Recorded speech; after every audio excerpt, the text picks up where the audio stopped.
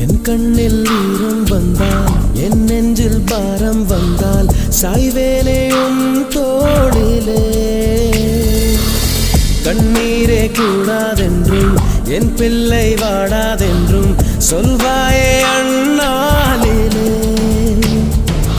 இனி ஒரு ஜன்மம் எடுத்து வந்தாலும் உன் மகனாகும் வரம் தருவாய் உன் வீட்டு சின்ன குயில்